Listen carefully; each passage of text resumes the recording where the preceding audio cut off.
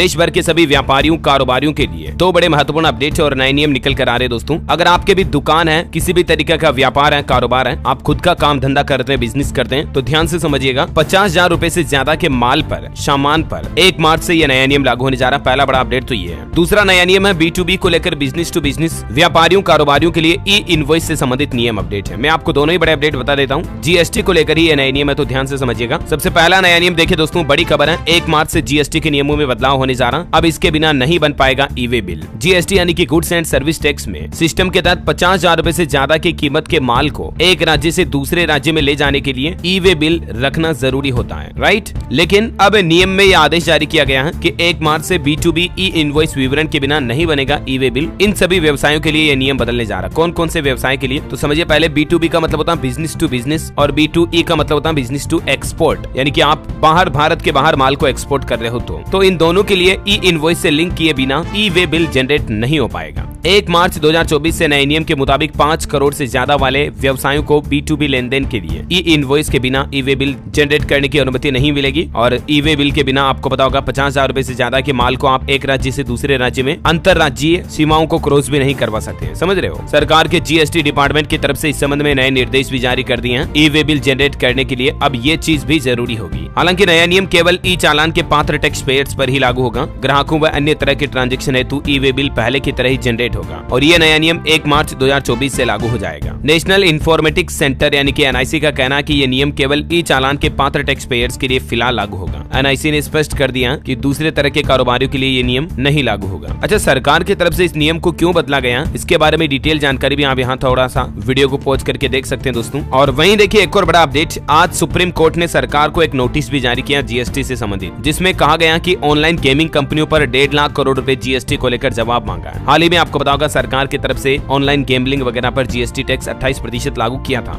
Right. जबकि सरकार का कहना है कि अभी तक 28% की टैक्स देनदारी अभी की नहीं है। हालांकि नियम लागू कर दिया है, तो इसी से संबंधित आज सुप्रीम कोर्ट में सुनवाई भी हुई। सुप्रीम कोर्ट ने सरकार से जवाब भी मांगा। और एक अच्छी बात यह है कि पिछले महीने सरकार ने जीएसटी टैक्स कलेक्शन भी अच्छा खासा किया। दिसंबर में जीएसटी से 1.65 लाख करोड़ रुपए जुटाए, जो कि पिछले साल के दिसंबर से 10% ज्यादा रहा। लगातार 10वीं बार मंथली कलेक्शन 1.5 लाख करोड़ के ऊपर पहुंचा है ना। तो दोस्तों उम्मीद है जीएसटी को लेकर ये 1 मार्च से संबंधित कुछ नए नियम बदलाव आपको जरूर जानने मिले होंगे। और भी आपके मन में कोई सवाल है कमेंट करके पूछेगा मुझे, मैं रिप्लाई करने की जरूर कोशिश करूंगा। और बाकी इसी तरह की काम की इन्फॉर्मेटिव जानकारियां, सरकार के नए नियम, नई योजनाओं से अपडेट रहने के लिए आप हमारे चैनल DLS न्यूज को सब्सक्राइब करके बेल आइकन दबा दीजिएगा। और बाकी इस वीडियो पर लाइक और शेयर जरूर करना। जय हिंद, जय भारत, वंदे मातरम।